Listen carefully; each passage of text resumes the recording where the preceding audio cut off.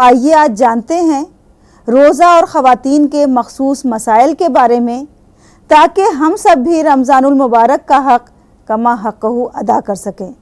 اور ہم بھی اس کی برکتوں سے، اس کی رحمتوں سے فیضیاب ہو سکیں۔ میری بہت ہی پیاری بہنوں، اسلام نے عورت اور مرد دونوں کو برابر کا مقام اور مرتبہ دیا ہے۔ خاص طور سے جب عبادات کا ذکر آتا ہے تو اس ذکر میں کوئی تفریق یا کوئی تخصیص نہیں کی ہے۔ چنانچہ جب روزے کی فرضیت کا اعلان ہوتا ہے تو اللہ تبارک و تعالیٰ کہتا ہے، یا ایھا الذین آمنوا کتب علیکم الصیام کما کتب علی الذین من قبلکم لعلکم تتقون۔ اے وہ لوگو جو ایمان لائے ہو، تم پر روزے فرض کیے گئے جیسا کہ تم سے پہلے لوگوں پر روزے فرض کیے گئے تھے، تاکہ تمہارے اندر تقوی پیدا ہو سکے۔ اس آیت کریمہ کی روشنی میں ہم یہ دیکھتے ہیں کہ عورت اور مرد دونوں پہ رمضان المبارک کے روزے فرض ہیں۔ قرآن شریف میں تو صاف صاف کہہ دیا گیا کہ روزے کی فرضیت کا مقصد ہے کہ تمہارے اندر تقوی پیدا ہو سکے۔ اب سوال یہ ہے کہ تقوی ہے کیا چیز؟ تقوی کو بہت ہی خوبصورتی کے ساتھ حضور اکرم صلی اللہ علیہ وسلم نے اس طرح واضح کیا کہ جب تم ایک خاردار جھاڑی سے گزر رہے ہو یا کانٹے دار جھاڑیوں سے گزر رہے ہو تو تم کس طرح اپنے کپڑے کو سمیٹ کر گزرو گے تاکہ کسی کانٹے میں کپڑا الجھ نہ جائے۔ اسی طرح جب انسان اس دنیا میں رہتے ہوئے دنیا کے تمام تر کاموں کو انجام دیتے ہوئے، یہاں کے تمام مشاغل میں خود کو مشغول رکھتے ہوئے برائیوں سے اجتناب کرتا ہے اور بھلائیوں پہ عمل کرتا ہے تو گویا وہ تقوی اختیار کرتا ہے۔ تو روزے کی فرضیت جیسا کہ مردوں پہ روزے فرض ہیں، ویسا ہی رمضان المبارک کے روزے عورتوں پہ بھی فرض ہیں۔ روزہ کیا چیز ہے؟ روزے کے لیے جو لفظ عربی زبان میں استعمال کیا گیا ہے وہ ہے صوم، صاد واو میم صوم۔ صوم کے معنی ہوتے ہیں رک جانے کے۔ اصطلاح میں اس سے مراد یہ ہے کہ جب ہم صبح سے لے کر شام تک کھانے پینے اور دیگر تمام فضول باتوں سے رک جائیں تو اس کا مطلب کہ ہم روزے دار ہیں۔ صحیح بخاری میں ایک حدیث صاف طور پہ یہ کہتی ہے کہ اگر تم جھوٹ باتوں سے اور اس پہ عمل سے اگر اجتناب نہ کر سکے تو اللہ کو تمہارے بھوکے پیاسے رہنے سے کوئی مطلب نہیں ہے۔ یعنی کہ روزے کے ساتھ شرط یہ ہے کہ جب ہم صبح سے شام تک کھانا پینا چھوڑیں تو ساتھ ہی اس بات کا بھی التزام ضروری ہے کہ ہم جھوٹ بولنے سے، برے کام کرنے سے، ایک دوسرے کی غیبت کرنے سے، چغلی کرنے سے، ایک دوسرے سے لڑائی کرنے سے بھی بچیں، کیونکہ اگر ہم نے ان باتوں کا اہتمام نہیں کیا تو اللہ کو ہمارے بھوکے پیاسے رہنے سے کوئی غرض، کوئی مطلب نہیں ہے۔ ایک طرف روزے دار کی اہمیت اور فضیلت اس طرح بیان کی گئی ہے کہ روزے دار کے منہ کی خوشبو کو یا روزے دار کے منہ کی مہک کو مشک کی خوشبو کے برابر کہا گیا، یا پھر یہ ارشاد ہوا کہ روزے دار کے لیے ایک مخصوص دروازہ جنت میں ہے جس کا نام ریان ہے، اور اس دروازے سے صرف روزے دار ہی اندر جائیں گے۔ تو آخر روزے دار کے لیے اس قدر اجر یا اس قدر ثواب کیوں متعین کیا گیا ہے؟ وجہ صرف یہ ہے کہ دنیا کی جتنی بھی عبادتیں ہم کرتے ہیں، یا خاص طور سے جب ہم ارکان خمسہ کا اہتمام کرتے ہیں، یعنی کہ جب ہم نماز پڑھتے ہیں، جب ہم زکوٰۃ دیتے ہیں، یا جب ہم اپنے ایمان کا اعلان کرتے ہیں، یا پھر حج کرنے جاتے ہیں، تو یہ تمام کام ایسے ہیں جس میں ہمارے علاوہ دوسرے لوگ بھی شامل ہوتے ہیں اور وہ یہ دیکھتے ہیں کہ ہم یہ فریضے انجام دے رہے ہیں۔ دوسری بات یہ کہ دنیا میں کتنے لوگ بھوکے ہیں، کتنے غریب ہیں جن کو 2 وقت کا کھانا میسر نہیں ہے۔ بسا اوقات ہم سوچتے بھی ہیں ان کے بارے میں، دل میں ہمدردی کا جذبہ بھی پیدا ہوتا ہے، لیکن بعین ہی وہی کیفیت جو ان غریبوں کو پیش آتی ہے ہم اس وقت تک اسے محسوس نہیں کر سکتے جب تک ہماری خود اپنی کیفیت وہی نہ ہو۔ اس کے لیے جب ہم رمضان المبارک میں صبح سے شام تک بھوکے رہتے ہیں، جب ہمارے پیٹ میں چوہے دوڑتے ہوتے ہیں، قل ہو اللہ کی آوازیں آ رہی ہوتی ہیں، تو ہمیں احساس ہوتا ہے کہ آخر وہ تمام غریب لوگ جو جھوپڑیوں میں جھگیوں میں رہ رہے ہیں، جو اپنی زندگی کسی طرح سے گزر بسر کر رہے ہیں، کبھی کچھ روکھا پھیکا مل گیا تو کھا لیا، ورنہ کئی وقت وہ فاقوں سے رہتے ہیں، ان پہ کیا بیت رہی ہوگی۔ اور جب ہمیں ان کے تکلیف کا احساس ہوتا ہے تو پھر یہ بھی احساس ہوتا ہے کہ ہم اپنے حصے میں سے کچھ ان کو بھی دے دیں، اور اس طرح سے صدقہ و خیرات کا رواج عام ہوتا ہے۔ ہم زیادہ سے زیادہ اللہ کی راہ میں خرچ کرنا چاہتے ہیں، غریبوں کو مسکینوں کو کھلانا چاہتے ہیں، اور ایک نیکی کی فضا ہموار ہو جاتی ہے۔ اس کے علاوہ بہنوں، آپ نے یہ محسوس کیا ہوگا کہ زیادہ تر خرافات ہمیں جب سوچتی ہے جب ہمارا پیٹ بھرا ہوتا ہے، اور جب بھوک لگی ہو تو آپ نے خود دیکھا ہوگا کہ لگتا ہے دنیا بے رونق بے رنگین ہو جاتی ہے۔ تو اس طرح سے جو بہت سے غلط کام ہیں، برے کام ہیں، اپنے آپ ہی فطری طور پہ ہمیں اس حالت میں کرنے کا دل نہیں چاہتا، بہت زیادہ بولنے کا من نہیں کرتا۔ ظاہر سی بات ہے کہ فضول بولنا بھی اسلام میں منع کیا گیا ہے کہ آپ فضول باتیں نہ کریں۔ تو روزے کی حالت میں ہم چغل خوری کرنے سے، غیبت کرنے سے، فضول باتیں کرنے سے، ان سب سے اپنے آپ ہی بچ جاتے ہیں، اور ہماری کوشش یہ ہوتی ہے کہ ہم زیادہ سے زیادہ اللہ کی عبادت میں، قرآن کی تلاوت میں یا اذکار میں اپنا وقت گزاریں۔ تو اس طرح سے ہماری ایک روحانی ٹریننگ بھی ہوتی ہے، ہمارے روح کی پاکیزگی، ہماری روح کی صفائی ہوتی ہے۔ ظاہر سی بات ہے کہ اگر ہم نے روزہ رکھا ہے تو ہم کوشش یہ کریں گے کہ اس درمیان نمازوں کا اہتمام کریں، فلم بینی سے بچیں، یا پھر زیادہ تر خواتین ہماری اپنا وقت ٹی وی سیریلز وغیرہ کو دیکھنے میں گزارتی ہیں، جس میں بسا اوقات نمازیں بھی قضا ہو جاتی ہیں، لیکن رمضان کے دنوں میں خصوصی طور پہ یہ اہتمام کیا جاتا ہے کہ وہ نمازوں کا اہتمام کریں اور ان تمام فضول باتوں سے اپنے آپ کو بچائے رکھیں۔ تو اس طرح روزے کی اہمیت اور روزے کی فضیلت ہمیں بہت سی بری باتوں سے بچاتی ہے اور نیکیوں پہ عمل کرنے کی تلقین دیتی ہے۔ روزے کی حالت میں ہماری کئی بہنوں کو یہ غلط فہمی ہے کہ کچھ ایسی چیزیں جو کہ جائز ہیں، جو ہم کر سکتے ہیں، لیکن پتہ نہیں سماج میں کہاں سے یہ باتیں پھیل گئی ہیں کہ ہم روزے کی حالت میں نہیں کر سکتے۔ جیسے کہ ہماری کئی بہنوں نے ہمیں بتایا کہ ہم تیل نہیں لگا سکتے ہیں، ہم سرما نہیں لگا سکتے، ہم خوشبو نہیں لگا سکتے۔ یوں تو دیکھیے عورتوں کو خوشبو لگانا منع ہے، وہ خوشبو جس کی خوشبو پھیلتی ہے اور جس سے کوئی غیر محرم ان کی طرف متوجہ ہو سکے، لیکن ایسی خوشبو جو کہ محدود رہے، ان تک ہی محدود رہے، اگر اس کا استعمال وہ کرنا چاہیں تو رمضان کی حالت میں کر سکتی ہیں، اس میں کوئی حرج نہیں ہے۔ تیل بھی لگا سکتی ہیں، سرما بھی لگا سکتی ہیں، اس میں کوئی پابندی نہیں لگائی گئی ہے۔ کئی ہماری بہنیں اس طرح کی باتیں کرتی ہیں کہ وہ ورکنگ ہیں، جاب کرنے کے لیے جاتی ہیں، تو وہ چاہتی ہیں کہ روزہ نہ رکھیں، لیکن قرآن میں صاف طور پہ یہ کہا گیا ہے کہ جس کسی نے بھی رمضان المبارک کا مہینہ دیکھا یا پایا، اس کے اوپر روزہ رکھنا فرض ہے۔ کہیں پہ یہ رعایت نہیں دی گئی ہے کہ اگر آپ گھر اور باہر دونوں میں کام کرتے ہیں تو آپ کے لیے روزے سے چھٹکارا یا رہائی ہے۔ اس لیے اس عذر کے ساتھ روزہ نہ رکھنا کہ میں ایک ورکنگ ویمن ہوں، میں کام کاجو عورت ہوں، باہر جاتی ہوں، کام کرتی ہوں، تو میں روزہ نہ رکھوں، یقین جانیے بہنیں، اس کے لیے آپ کو کفارہ ادا کرنا پڑے گا اگر اپنے جان بوجھ کر کے یہ روزے نہیں رکھے۔ عورتوں کو جو مخصوص رعایت دی گئی ہے،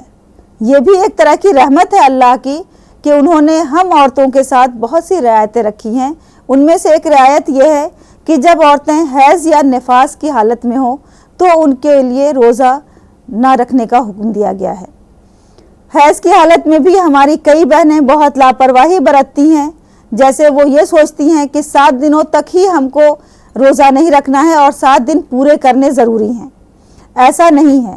بلکہ یہ ہر عورت کی اپنی جسمانی ساخت پہ منحصر ہوتا ہے کہ اسے حیض کتنے دنوں تک آئے۔ کئی بار 3 دن تک بھی آتا ہے، کئی بار 4 یا 5 دن تک بھی، کئی بار 6 دن۔ تو یہ آپ کو یہ دیکھنا ہے کہ آپ کی جو اپنی جسمانی حالت ہے یا جو حیض کی کیفیت ہے وہ کتنے دنوں تک آپ کے ساتھ رہی۔ جتنے دنوں تک بھی وہ کیفیت آپ کے ساتھ رہی اتنے دن تو آپ کو روزے نہیں رکھنے ہیں، لیکن ان روزوں کی آپ کو قضا پھر رمضان المبارک کے بعد پوری کرنی ہے۔ لیکن اگر آپ نے صرف یہ سوچ کر کے کہ نہیں 7 دن تک مجھے پورے کرنے ہیں اور آپ نے روزے نہیں رکھے، تو پھر جب بھی آپ پاک ہو گئی تھیں اور اس کے بعد کے جتنے روزے بھی آپ نے چھوڑے ہیں ان تمام روزوں کی آپ کے اوپر قضا واجب ہو گئی ہے۔ ہماری کئی بہنیں پاک ہو جاتی ہیں حیض سے، لیکن لاپرواہی میں وہ غسل نہیں کرتی ہیں اور ٹالتی رہتی ہیں، تو اس کے بارے میں بھی اسلام میں یہ تاکید کی گئی ہے کہ جیسے ہی آپ کو یہ احساس ہو کہ آپ کی حیض کی حالت ختم ہو گئی ہے، یہ نفاس کی حالت ختم ہو گئی ہے، آپ یہ اہتمام کریں کہ فوراً آپ غسل کریں، اور اس غسل کرنے کے بعد سے لے کر مغرب کے وقت تک آپ احتراماً نہ کچھ کھائیں نہ پئیں، لیکن اس دن کا روزہ تو آپ کو قضا کرنا پڑے گا بعد میں رمضان کے بعد۔ ہماری حائضہ بہنیں جب وہ پاک ہو جاتی ہیں تو غسل کرنے میں لاپرواہی برتتی ہیں۔ انہیں یہ معلوم ہونا چاہیے کہ جیسے ہی وہ پاک ہو گئیں اور ان سے حیض کی کیفیت ختم ہو گئی تو چاہے وہ غسل کریں یا نہ کریں، روزہ رکھنا ان پہ فرض ہو گیا ہے، اور اس کے بعد سے وہ جتنے دن بھی روزے نہیں رکھتی ہیں، اس کا مطلب یہ ہے کہ اس کی قضا وہ رکھیں گی۔ حیض کی صورت میں نماز کی قضا تو واجب نہیں ہے، بلکہ نماز نہ پڑھنے کی رعایت دی گئی ہے۔ وجہ صرف یہی ہے کہ اگر ہر مہینے حیض کے دنوں کے چھوٹے ہوئے نماز پڑھنی ہوتی تو ہم خود سوچ سکتے ہیں کہ یہ کتنا دشوار گزار عمل ہوتا۔ تقریباً 35 وقت کی نمازیں قضا پڑھنا یقیناً انسانی فطرت کے خلاف بات ہے، اور ہم سب جانتے ہیں کہ اسلام ایک دین فطرت ہے، اس لیے اسلام کا ہر حکم مصلحت سے بھرا ہوتا ہے۔ حیض کی حالت میں نماز چھوڑ دینی ہے، اس کی قضا نہیں پڑھنی ہے، لیکن جو روزے ہم چھوڑتے ہیں ان کی قضا ہم پہ واجب ہے، اور رمضان کے بعد اسے پورا کرنا ہوتا ہے۔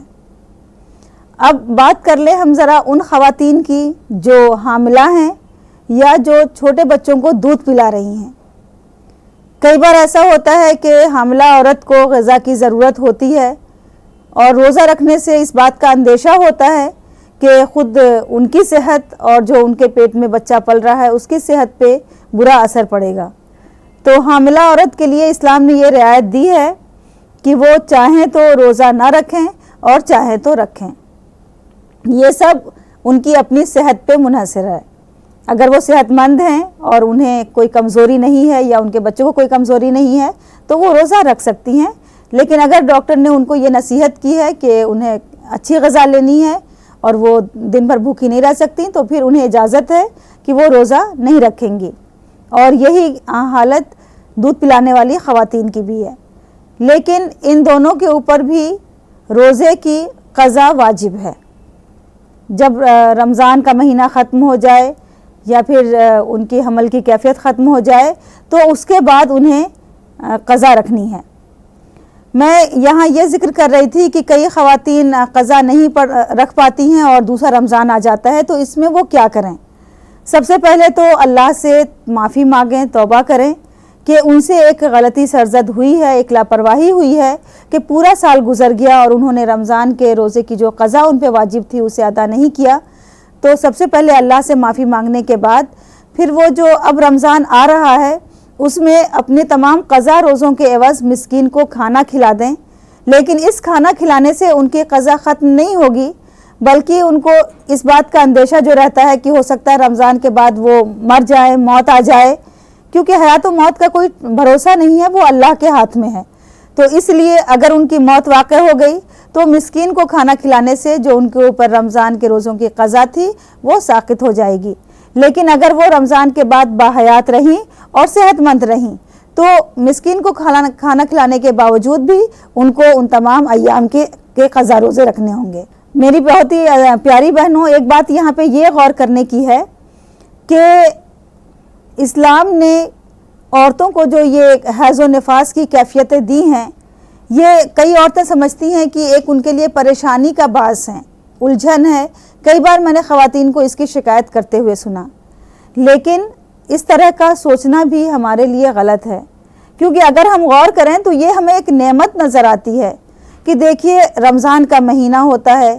30 دن کے لگاتار اگر آپ کو روزے رکھنے ہوں تو کتنا شدید آپ کے اوپر گزرے گا۔ اس میں بیچ میں اگر آپ کو آپ کے حیض کی وجہ سے کچھ دنوں کی رعایت مل جاتی ہے تو یہ ایک طرح سے آپ کے لیے اللہ تعالیٰ کی مخصوص رعایت ہے، اور اللہ تعالیٰ نے ہمیشہ اپنے بندوں پہ مہربانی کی ہے، اور کبھی بھی اللہ تعالیٰ یہ نہیں چاہتا ہے کہ اسلام کے کسی حکم کی وجہ سے کسی بندے کو مشقت کا سامنا کرنا پڑے۔ رمضان کے روزے ہم سب پہ فرض ہیں، اور خاص طور سے ماؤں کا یہ فرض ہے کہ وہ اس بات کی اپنے بچوں کو تلقین کریں کہ اگر وہ بالغ ہو جاتے ہیں تو ان کو ضرور روزے رکھوائیں۔ بلوغت سے پہلے چند روزے صرف اس لیے رکھوائیں تاکہ ان کی پریکٹس ہو سکے، اور ایسا نہ ہو کہ اچانک بالغ ہونے کے بعد پورے روزے رکھنے پڑیں تو ان پہ گراں گزرے۔ ایک جو بہت ہی غلط رواج ہمارے سماج میں آج کل ہے وہ یہ ہے کہ جب تک روزہ کشائی نہیں ہوگی بچہ روزہ نہیں رکھے گا۔ روزہ کشائی کا مطلب ہوتا ہے کہ جب بچہ پہلا روزہ رکھتا ہے تو اس کے لیے بہت ہی بڑی پارٹی کا اہتمام کیا جاتا ہے، رشتہ داروں کو بلایا جاتا ہے، بچے کے لیے نئے نئے کپڑے بنتے ہیں، رشتہ دار تحفے لے کے آتے ہیں، اور پھر بچے کے پہلے روزے کا جشن منایا جاتا ہے۔ یہ اپنی جگہ ٹھیک ہے کہ بچے کے پہلے روزے کی حوصلہ افزائی ہونی چاہیے، اسے تحفے وغیرہ ملنے چاہیے تاکہ اس کی ہمت بندھے اور آئندہ بھی روزہ رکھے، لیکن اس فنکشن کو منعقد کرنے کے انتظار میں کئی بار میں نے دیکھا کہ کافی عمر کے بچے 12 سال 13 سال 14 سال کے بچے بھی روزہ نہیں رکھتے ہیں، ایک بھی روزہ نہیں رکھتے، اور جب ہم وجہ پوچھتے ہیں تو بتاتے ہیں کہ امی نے کہا ہے کہ ابھی روزہ کشائی نہیں ہوئی ہے اس لیے روزہ نہیں رکھو گے۔ یہ بہت ہی غلط بات ہے، اور بچے کو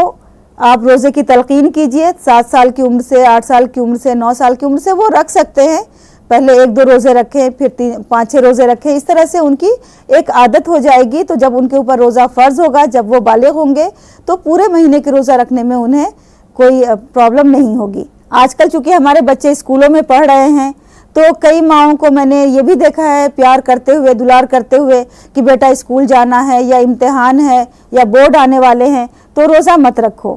اس طرح کی رعایت دینے کا ماؤں کو کوئی حق نہیں ہے، کیونکہ اسلام خود دین فطرت ہے، اور اسلام کا کوئی حکم بھی ایسا نہیں ہے جو ہماری تمام تر ضرورتوں کو مد نظر رکھ کے نہ دیا گیا ہو۔ اس لیے اگر بچہ امتحان دینے جا رہا ہے اور وہ روزہ رکھ رہا ہے تو اللہ تعالیٰ اس کی مدد کریں گے، اور ایسا کچھ نہیں ہے کہ روزہ رکھنے کی حالت میں وہ پڑھ نہیں سکتا ہے۔ ہم نے بڑے بزرگوں کے بارے میں سنا ہے کہ جب وہ پڑھتے تھے تو اس قدر اس میں منہمک ہو جاتے تھے کہ ان کو کھانے کا ہوش ہی نہیں رہتا تھا۔ خود راجندر پرساد کے بارے میں کہا جاتا ہے کہ ان کی امی جان رات کو کھانا رکھ کے جاتی تھی تاکہ وہ کسی وقت کھا لے، اور جب صبح وہ آتی تھی تو دیکھتی ہیں کہ وہ رات بھر پڑھتے رہ گئے اور کھانا دھرا کا دھرا رہ گیا، تو وہ بھی تو آخر بھوک کی حالت میں ہی پوری رات پڑھتے رہے۔ تو بھوکے رہنے سے پڑھائی پہ کوئی فرق نہیں ہوتا ہے۔ میری بہت ہی عزیز بہنوں، میں آپ سے یہی کہنا چاہتی ہوں کہ یہ بہت ہی مبارک مہینہ ہے، رمضان کا مہینہ، اس کی قدر کیجئے اور اس کے ایک ایک لمحے کو اس طرح آپ بتائیے تاکہ آپ اس میں زیادہ سے زیادہ ثواب حاصل کر سکیں، کیونکہ خدا جانے اگلا رمضان آپ کو میسر ہو یا نہ ہو، اگلے رمضان کی برکتیں آپ کو مل پائیں یا نہ مل پائیں۔ آئیے ہم سب اللہ تعالیٰ سے دعا کریں کہ اللہ ہم سب کو توفیق دے، اس کی تمام تر برکتوں سے فیضیاب ہو سکیں، اور ہم اور ہمارے خاندان کے تمام افراد روزہ رکھ کر کے اللہ کی رحمتوں کے حقدار ہو سکیں۔